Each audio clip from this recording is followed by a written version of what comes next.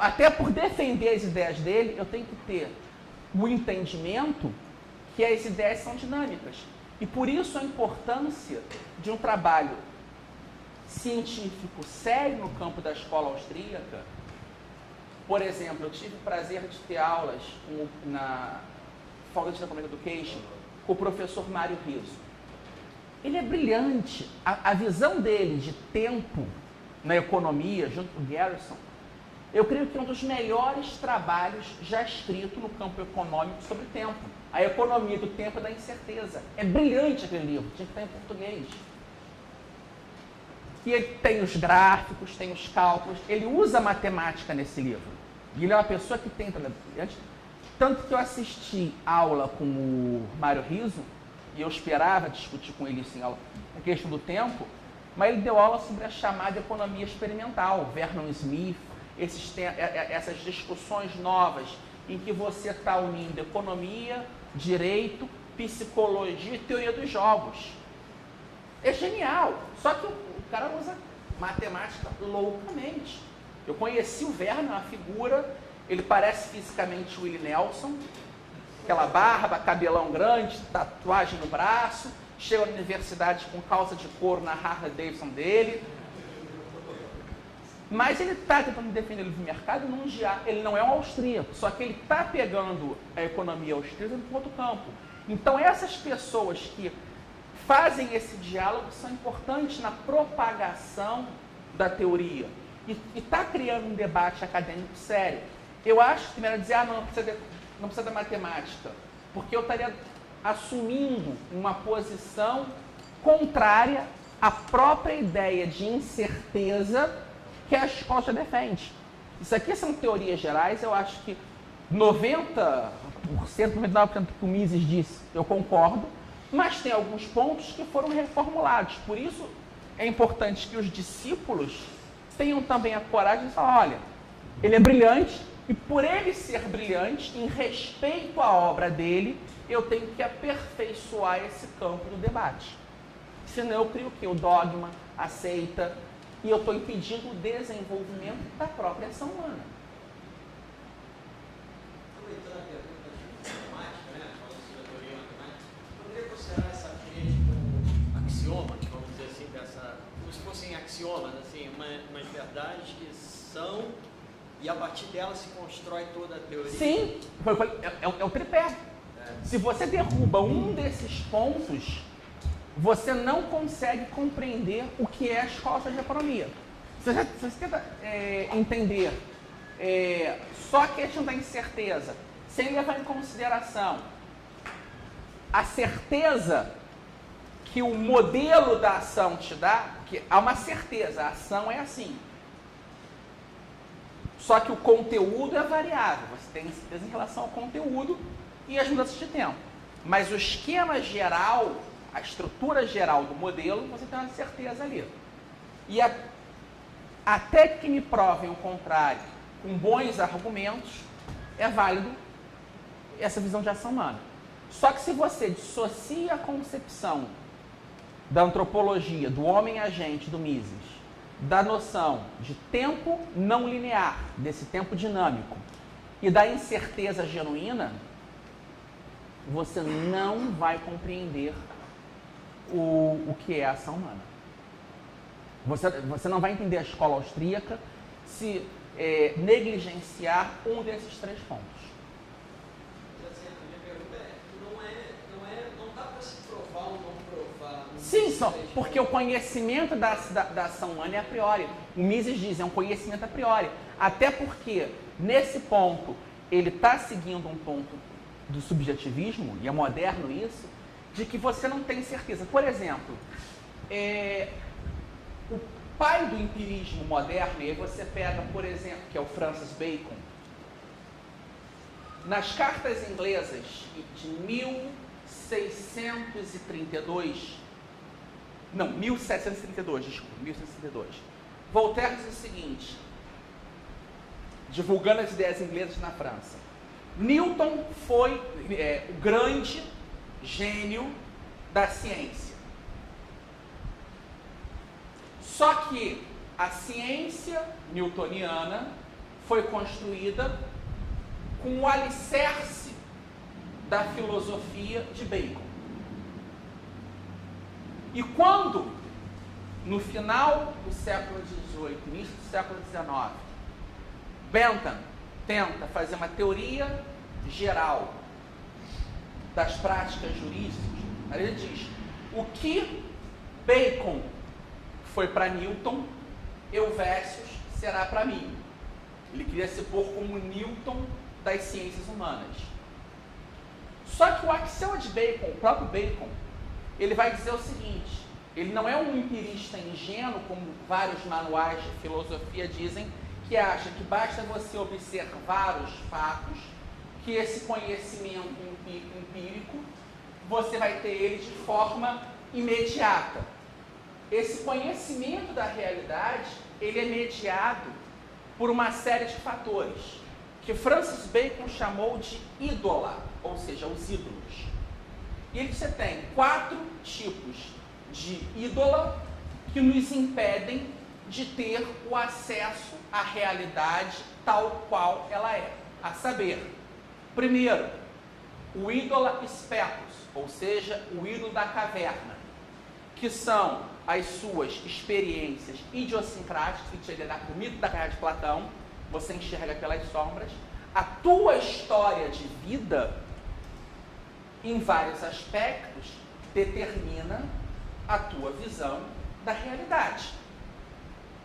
Como você vence esse ídolo? Isso é simples. Por intermédio de observação de novos fatos, por novas experiências, pelo estudo da história, da economia, da filosofia, da literatura, eu vou começar a entender que o mundo, as coisas acontecem independente da minha percepção individual, independente da minha história de vida. Ótimo, eliminamos um ídolo. Segundo ídolo é o que ele chama de ídola teatro, os ídolos do teatro, que são as teorias errôneas, as máscaras que nós utilizamos ao lidar com a realidade, os óculos das teorias. Se você enxerga o desenvolvimento econômico na ótica marxista, você vai entender um fenômeno de uma determinada maneira. Se você enxerga na ótica que você vê de outra maneira, na ótica austríaca outra. Como você pode limpar isso? Por intermédio da refutação das teorias errôneas, a partir de axiomas lógicos, e você diz, essa teoria é falsa, e você vai eliminar e ficar com a teoria mais adequada à compreensão da realidade. Ótimo, eliminamos um segundo ídolo. Então vamos conhecer a realidade como ela é. Só que tem o terceiro, que ele denomina ídola mercado, os ídolos do mercado.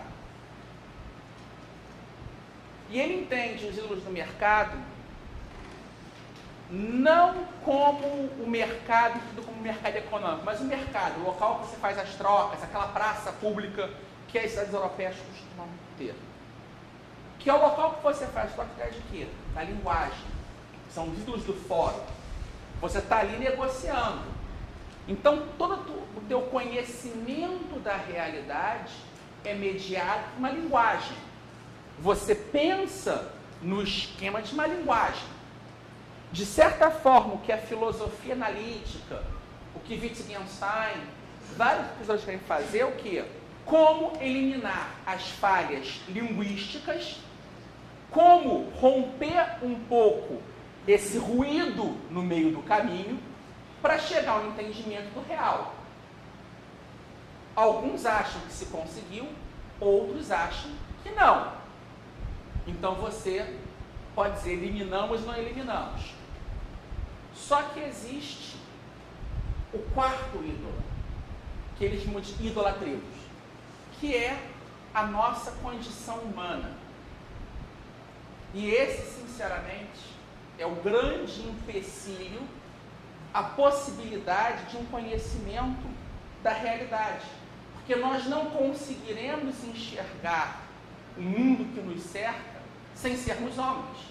Eu não vou entender a flor tal como a abelha entende, porque eu não tenho essa abelhosidade, eu tenho a minha humanidade. Então é difícil. Então você tentar fundamentar essas questões na certeza da realidade, primeiro, você não vai conseguir isso, porque aí é a questão kantiana, a base kantiana do pensamento de Mises, de que a nossa relação com a realidade, com o nosso objeto, ela é sempre relacional. Sujeito, objeto. O que nós conhecemos não é o objeto tal qual ele é, mas a nossa visão de sujeitos acerca do objeto. E aí tem um problema também, de novo, do conhecimento. Até uma citação que o professor Iório faz no livro dele, do Ortega y Gasset: o olho vê o mundo, mas não vê a si próprio. Então, o problema do conhecimento, o conhecimento não enxerga a si próprio. Então, são problemas epistemológicos sérios aqui nesse ponto. E, por fim, a questão humeana.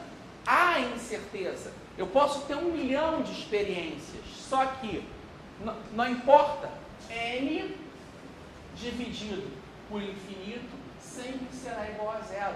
O grau de certeza obtido por experimentos é sempre igual a zero. Por isso, a tentativa do Karl Popper, na epistemologia, de dizer, não, eu não posso dizer o que é. O grau de certeza nas ciências se encontra no que não é. Então, qualquer teoria científica é uma conjectura buscando refutações. Esse é o lado científico. E, de certa forma, é uma grande contribuição do Hayek no campo da teoria econômica austríaca, quando ele diz, não, olha, perfeito, a teoria da ação humana é uma conjectura, funciona, enquanto não for refutada, aceitamos ela. E por isso que o trabalho dele no campo da socialismo é fazer o quê? Nos refutar o socialismo. A questão de se provar que a teoria do outro está errada. A sua teoria vai se sustentar enquanto não tiverem provas que refutem, porque basta uma instância negativa para pôr a teoria abaixo. É o exemplo do cisne negro. Todos os cisnes são brancos. Aí, quando ela fala cisne negro, acabou a teoria. Você não pode botar com característica isso. Você tira essa... Os biólogos, meu irmão é biólogo, é muito isso que se faz, porque é uma ciência que tem o tempo todo de ser cria tipologias. Só que novas descobertas, você diz, na característica de mamífero é essa. Aí você encontra um que não tem aquela característica. Você tem duas soluções. Uma, você falsifica a teoria. Você diz, não, alto lá, então esse aqui não é mamífero. Ou você diz, não, isso aqui não é uma das características. Vamos excluir do catálogo. Qual é o problema? O grande problema do Marx. Ele foi um grande cientista,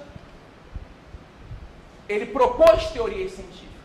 Só que a desgraça foi, quando a realidade negava algum ponto da teoria, pior para a realidade. Ele queria emendar a realidade, dizendo, não.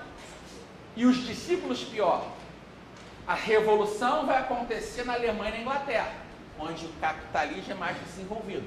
E a grande contradição marxista que é, por um lado, você tem a visão hegeliana, toda aquela cadeia teórica que vai desprender dizendo, olha, a revolução vai acontecer necessariamente pelas contradições do capitalismo. Então, se você levar a sério um aspecto do Marx, você tem que desenvolver o capitalismo ao máximo, porque as contradições internas vão destruir ele e virar um socialismo. Por outro lado, você vai ter dizendo o seguinte, que aí é a visão russoniana da teoria, nós temos que criar o partido, juntar a vanguarda, criar a ditadura para... Peraí, se as contradições internas vão destruir o sistema, para que eu tenho que interferir nele? E até que ponto a minha interferência no sistema não vai fazer que o processo não aconteça? Essa é a grande contradição teórica.